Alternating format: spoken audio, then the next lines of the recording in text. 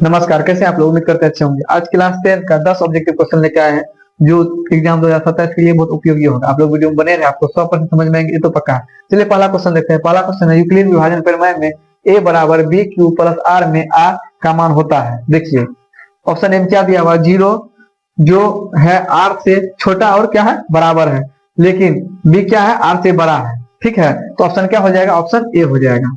ठीक है, कभी भी जो है होता है ना, बी से आर बड़ा नहीं होता है, या तो छोटा होगा।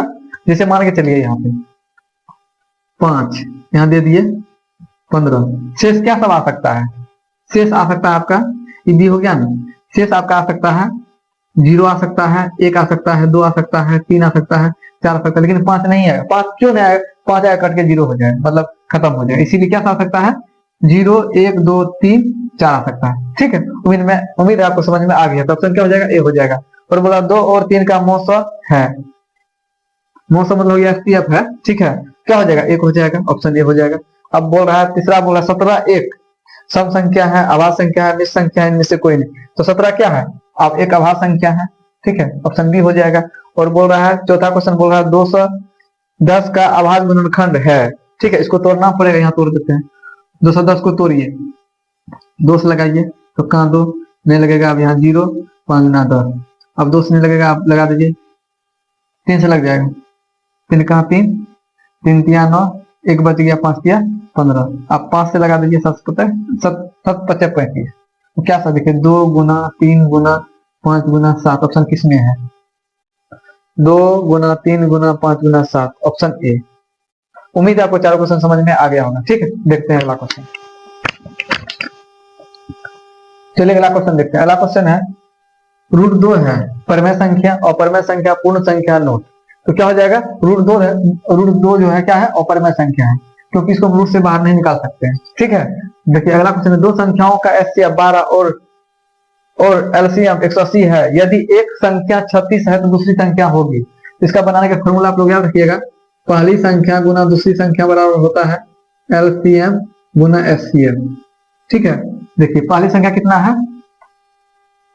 पहली संख्या दे दिया आपको 36, दूसरी संख्या नहीं दिया, समझ लीजिए x है, बराबर एलसीएम कितना दिया हुआ? 180। कितना दिया हुआ? 180। और एचसीएफ कितना दिया है? 12।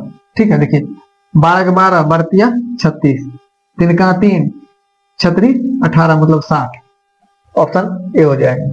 ठीक है, तो दूसरी संख्या क्या हो जाएगा? 60 हो जाएगा। अब देखिए अगला क्वेश्चन है, सबसे छोटी प्राकृतिक संख्या है।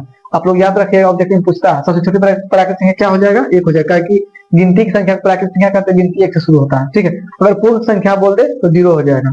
ठीक, अब बोल रहा 15 और 20 का एचसीएफ है, तो सिंपल है, क्या हो जाएगा? 5 हो जाएगा। ठीक है, इसको तोड़ना है।